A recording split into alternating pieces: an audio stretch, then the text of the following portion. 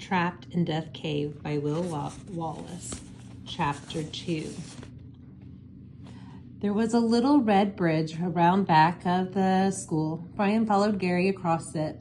On the other side, they squeezed between the end of the bridge and the brick incinerator, where the janitor burned the trash. They moved it beside the stream that flowed under the bridge until they came to the place where the rock banks dropped off sharply. They could hear water bubbling and churning its way through the narrow gorge the stream had cut. Turning sideways, they followed the creek. They squeezed and climbed their way down on an almost straight drop to their private place at the bottom of the steep canyon. The pit is what they called it. It was a small pool of water. A sheer rock cliff surrounded it like a horseshoe. The top of the cliff was as good 12 feet above their heads, and the walls were smooth and slick as could be. The little stream that had cut it from the solid stone was so small it didn't have a name. Sometime during the dry summer, it slowed down to just a trickle, but the pit never dried up because of the sandbar on the other side. The stream came from someplace up in one of the mountains and flowed into Medicine Creek. Over the years, the stream had piled up chunks of rocks and sand and gravel between the pit and the river. It was kind of like a natural dam that separated them. When the stream stopped flowing, the water from Medicine Creek would seep back through the sand and rock and keep the pit full of fresh, clean water. There were cattails growing on the far side of the sandbar. They were so thick that nobody on the other bank or even in a boat out in the middle of the river could see it. About the only way it was through the steep gorge where the boys had just come from. Even then, you had to be a good rock climber to work your way down the gorge and into the pit. It wasn't an easy place to get to.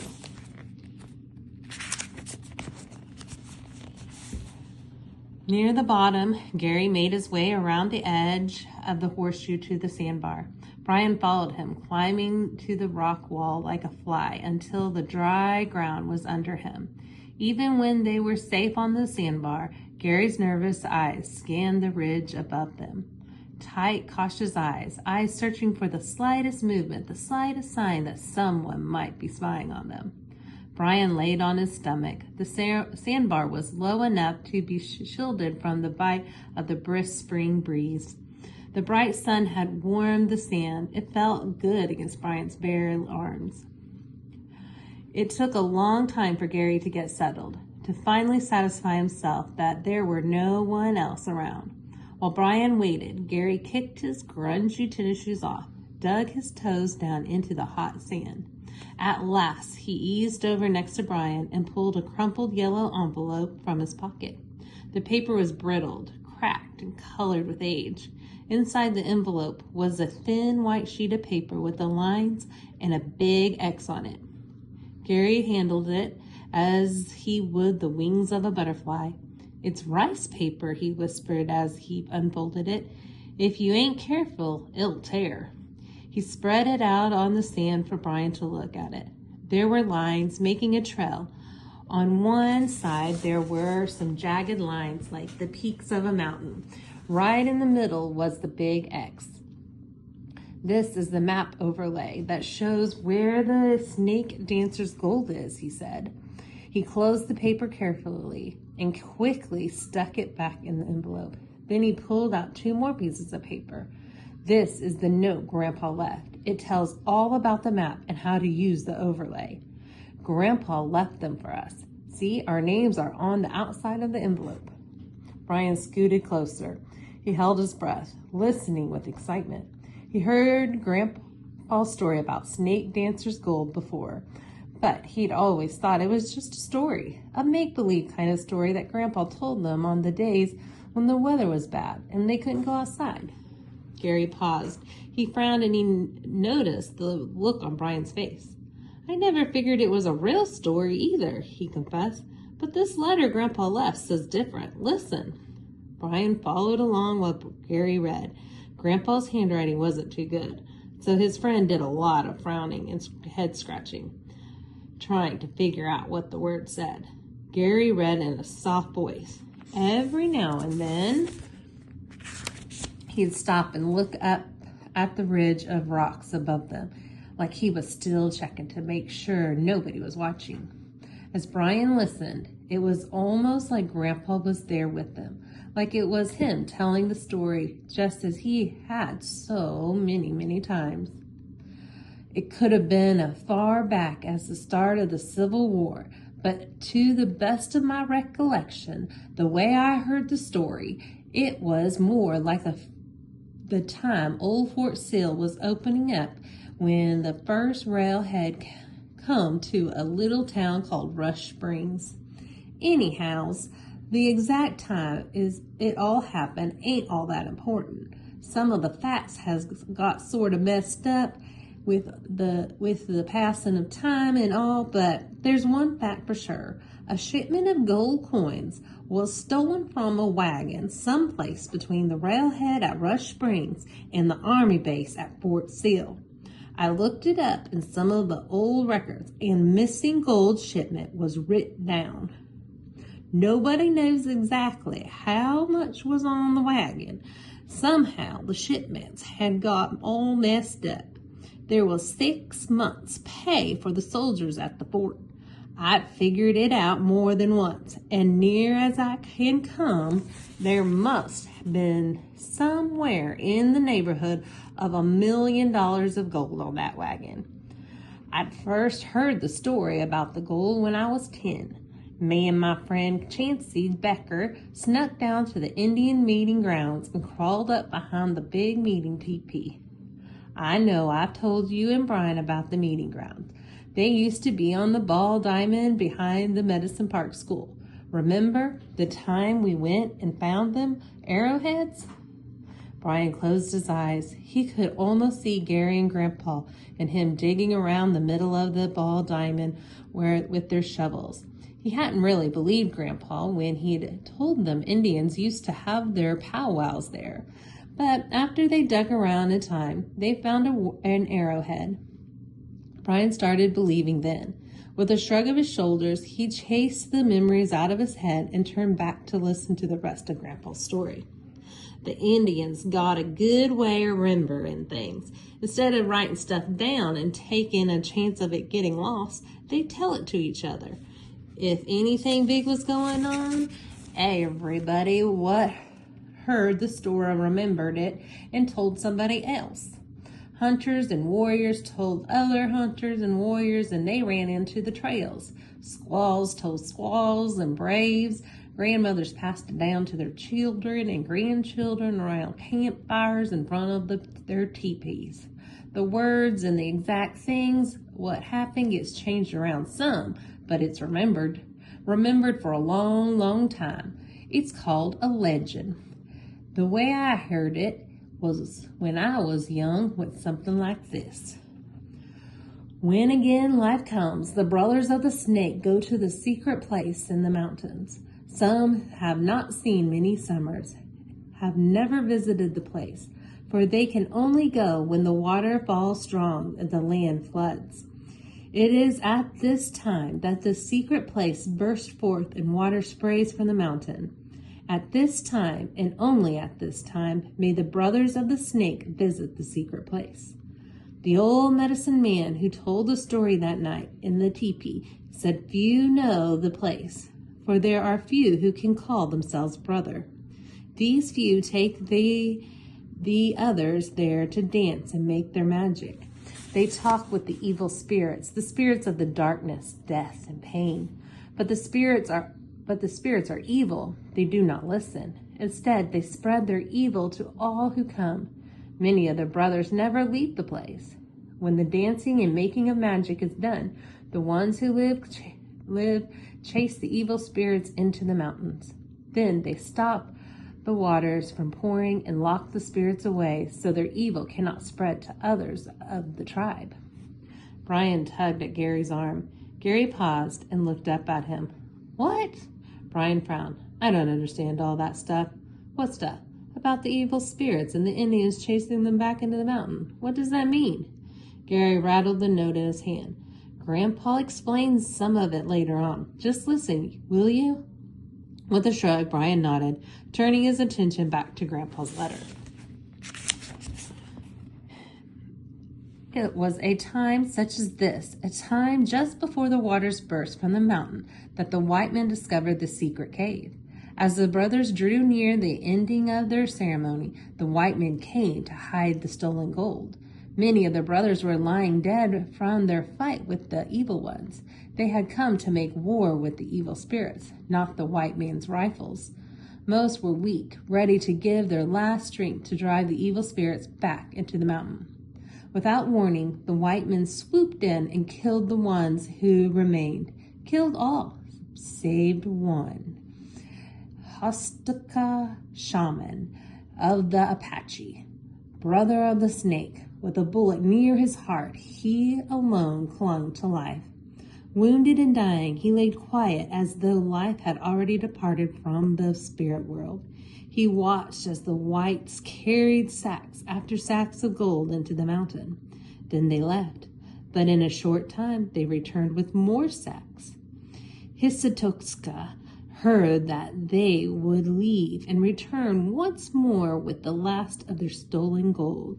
There they would hide it until they could safely return.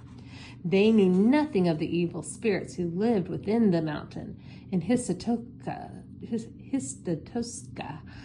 knew their greed and would not let them stay away long before they returned. He knew also that time was not long for the brothers of the snake. Already many of the evil ones had escaped the mountains. If the others were not driven back and the mountain closed soon, the evil would spread through all the land. Pain and death would come to many. He also knew that if the whites, in their ignorance, were to open the place again, nothing could stop the evil. The brothers of the snakes were no more. There would be no one to drive the evil back where it lived. When the whites returned the last time, Hisatokska followed them into the mountain. Many say his magic was strongest of all the shamans. With this great magic, he caused the earth to tremble, the mountain to close. The evil spirits were again locked in the mountain home. So were the white men and their cursed gold. So also was Hisatokska. The brave deed of Hisatokska took the courage of a spirit, not a man, it is true. Some say Hisatokska was a spirit, a soul not of this life. Even the brothers of the snake feared the evil which dwells within the mountain. When Hisatokska gave his life to seal the evil inside, he had to seal himself inside also. Close out the light there to die, alone, the spirit with the evil spirits all around, the evil of the white man, and the evil that comes of the white man's gold, and the evil that dwells inside the mountain. Me and Chancey Becker were just a couple of kids when we heard the old Indians telling the story. We was getting a little scared with what the spooky story the old medicine man was telling. We was also thinking about what them Indians might do to us if they was to catch us spying on their private meeting. We was just fixing to sneak off from underneath the teepee when we heard the last part of the story, the part about the curse. The medicine man's eyes got real big and funny looking when he told that part. It is said that before Hisatokska died, he summoned all his magic and brought forth a curse on the white man and his gold, a curse on all who might find it and try to take it from the sacred place, a curse on all who might live now and who are not now born, that if they open the mountain and release the evil spirits, they shall die a slow and painful death, a curse on all that is within the mountain, and death to anyone who takes so much as one coin, one rifle, one arrow from it, and a curse on the Indian who breathes the name of Hisatokska before the ears of a white man, for the white man's greed would not allow him to believe the legend, and he would search out the evil. The name Hisatokska is to be spoken of only by the Indians, from now until the time is no more. Right about then, me and Chancey Becker got the feeling the chills running up and down our backs. We lit out of there in a hurry, figuring the Indians were liable to see us any second. But we'd heard the story about the curse of the snake dancer's gold, and we heard the story, and we never forgot it. It had taken Gary a long time to read Grandpa's story. Brian had been sitting very still. Now he noticed his back was hurting a bit from being so stiff. His elbows were getting raw from propping them up in his head in the sand. Propping them under his head in the sand. He stretched and got onto his feet. I remember Grandpa telling us this story, Brian said. Once when we were studying about Indians in school, I told my teacher about the legend. And, Gary urged him on, and my teacher said that only the Navajo and the Hopi Indians did the snake dancing stuff. She said that they never lived in Oklahoma, not even when it was mostly an Indian reservation. Gary smiled. My teacher said that the Kiowa Indians were the only ones who lived in Oklahoma a long time ago. She said about the same thing your teacher did. I told Grandpa about it. Brian leaned closer. So what did he say? Grandpa says there's a lot the white man thinks he knows about Indians, but there's more that only the Indians know that they won't never tell about. Really?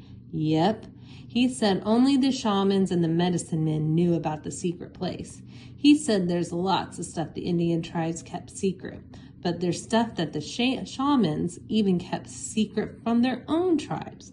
You know, special medicines, things about the spirits, and stuff they didn't even tell the chief about. Brian felt a tingle at the back of his neck. I'm glad Grandpa wrote the story down for us, he told Gary. But what about that other piece of paper? The real thin stuff. What did you say that was? Rice paper. Yeah, what's that for? That was another piece of paper under the one Grandpa had written his story on. Gary unfolded it. Brian frowned. They had been lying on the sandbar for a long time. Brian didn't like being that still, and he didn't really want to listen to another story. What's that? He asked. Gary held the paper out to him. It's the rest of Grandpa's story. Want to hear it? Brian scratched his nose. I'm kind of tired of sitting. Why don't you just tell me what it says? Okay, Gary shrugged. He stuffed the paper back in his pocket and pulled his shoes on. Then he got up, stretching as Brian had done. Real slow, they started walking towards the narrow gorge that led out of the pit, back the way they came. Gary paused. He picked up a little rock and tossed it into the pool of water. Grandpa said in the letter that he had a big black folder with maps in it. He said that he and Chancey Becker decided they'd find the gold and get rich. So every place they looked, they kept a map of it. When they were through searching one spot, they'd mark it off of the map so that they wouldn't look there again. He said that about 10 years ago, he and Chancey found out that somebody had been following them. So they made 2 sets of maps and split up. That way, whoever was watching them couldn't follow so easy. Gary pitched another rock at the pool of water, then started up the narrow split in the rock. He talked over his shoulder as he climbed. He said that he knew for a fact that the curse was true. A fellow named McAmley stumbled on the place where the gold was hid about 9 years back. He even brought a handful of it into town, showing it around. Before he could ever get back there, the rest or tell anybody where it was, he got killed by a hit-and-run driver. 8 years ago, Grandpa's friend Chancey Becker got killed in a hunting accident. Nobody knew who shot him, but when they found him and brought him back to town, there were some gold coins in his pocket. Grandpa said that Chancey's wife knew where the gold was, but she was so afraid of the curse, she'd never tell nobody. Gary groaned, and he pulled himself over the top of the cliff. Brian followed him. At the top of the pit, they both looked around. What about the thin piece of paper you showed me? Brian asked. It's an overlay. What's that mean? Well, Gary frowned, not knowing quite how to explain. The paper's so thin you can see clear through it. Up at the very top, it says page 59. I figured that Grandpa found the gold and made that overlay. If we look on page 59 of Grandpa's maps and put the overlay on top of it, we'll know exactly where Snake Dancer's gold is buried." Brian felt his eyes bug out. "You mean all that gold?" He broke off because a big knot came up in his throat. "Yup," Gary answered. "Well, Brian was stuttering so hard he could barely get his words out. "Let's go get the maps then." "We can't," Gary cut him off. Brian frowned. "Why not?" "They're not there." "What do you mean they're not there?" Gary shrugged.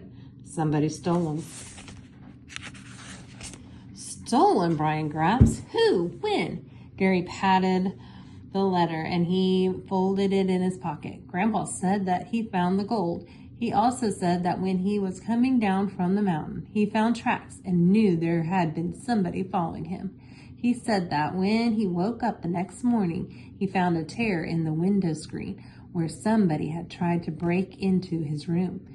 They got spooked or something and didn't get nothing. He figured whoever it was after his maps.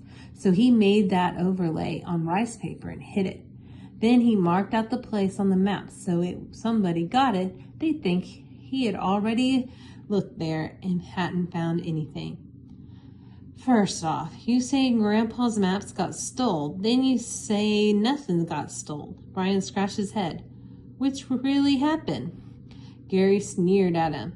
"Nothing got took the first time. I found this letter to us hid in my tackle box. Grandpa must have stuck it in there the night he died, the night he went fishing. Anyhow, last Monday, about a week after Grandpa's funeral, I went with Mom and Dad to gather his stuff up to the store in our attic. I was in his room looking for the black case with the maps. Only when I got there, I found another screen torn up and a different window open. Outside, I found some tracks in the dirt.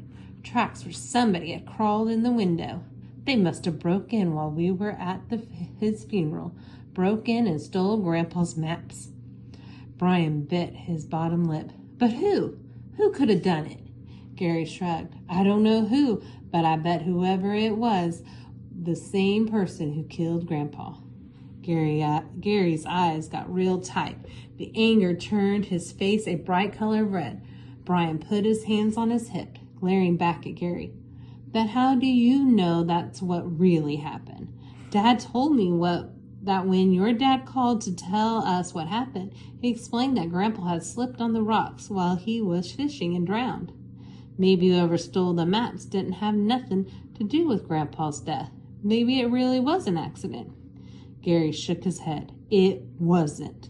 "You sure?" "I'm sure." Brian shrugged. "Everybody else says it was an accident.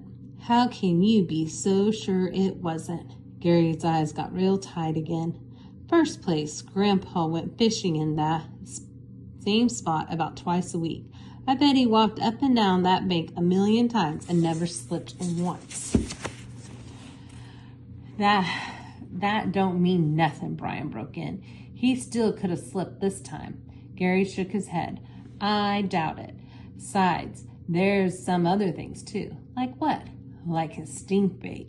You know how he always set it right beside him and never put the top back on the thing?" Brian felt his nose crinkle up. "I remember. Well, when the sheriff called us and said he was missing, we went with a bunch of the other folks to search. I found Grandpa's stink bait and the lid was closed. Once he started fishing, he never closed the stink bait. Grandpa always had 3 rods out. The Shakespeare was his favorite. He set the other 2 out on the bank, but he kept the Shakespeare right with him and the stink bait." Brian nodded. "I remember."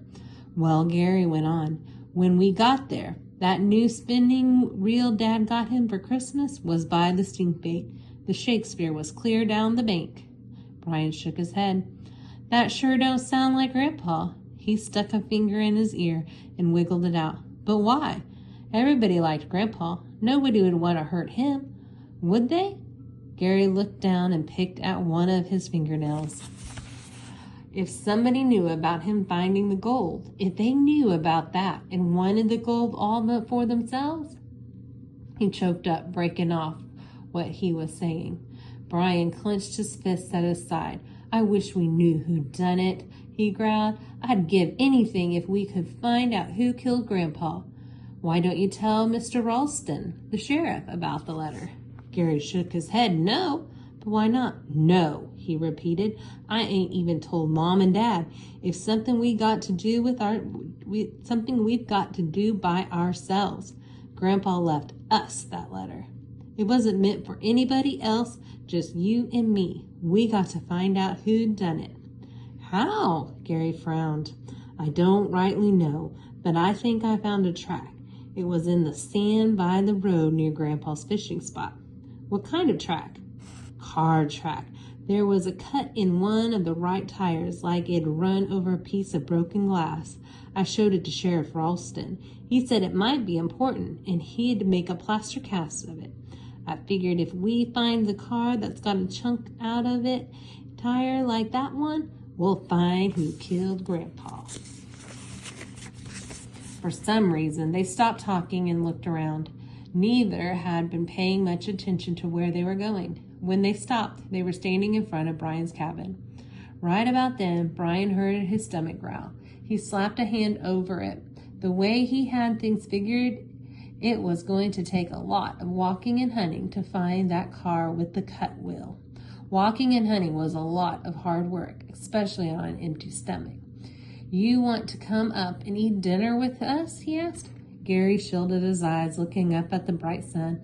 We done missed dinner. It's about 4 o'clock. Brian's stomach made another grumbling sound. Great, then he shrugged. Well, we might as well start looking at car tires. Gary nodded. Might as well. They spent that afternoon until dark and the next 2 days looking at almost every car tire in the whole town of Medicine Park. The first day, nothing happened at all.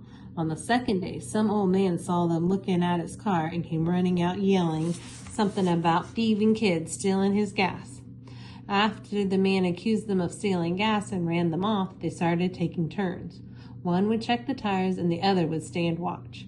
Gary squatted down under the fender of a green pickup. All of a sudden, Brian saw his little bitty white poodle come racing around the corner of the house. He opened his mouth to warn Gary, but he didn't even have time to get the words out. That little poodle raced right behind Gary, reached up, bit him on the bottom, then took off around the house again. Gary yelled and jumped up. Only when he jumped up, he was still under the fender and that green pickup, so he clumped himself on the head good and solid. Gary rubbed his bottom with one hand and his head with the other. He glared at Brian with a mean look in his eyes. Some friend you are, he growled. You're supposed to be standing guard. Brian held his hands out helplessly. I didn't have time. I opened my mouth to yell at you, but the dog was so quick. He done had your bottom bit before any words could come out. Gary kept rubbing his bottom with one hand and his head with the other. Brian got tickled. Watching him, he had to bite his lips together to keep from laughing, and Gary was trying to glare at him, but he got tickled too. Ain't funny. He tried to sound mean, only he started chuckling. They were just up the road from the gas station. They headed back, and when they got there, Brian followed Gary into the bathroom. Once inside, Gary dropped his jeans and tried to look back over his shoulder to see how much damage the little poodle had done. Don't think it broke the skin, did it? Brian frowned. Nope, just bruised. Gary pulled his pants up. Sure do smart. He rubbed at his bottom a few more times. Then they headed off to check some more cars. Brian had to check the next 5 in a row while Gary stood watch. After that, they started taking turns again. Only every time Gary bent down to look at a tire, he looked around real careful to make sure there weren't any dogs around. He kept one hand across his backside, making sure his bottom was protected. It was about an hour or so before dark when they finally decided to give up.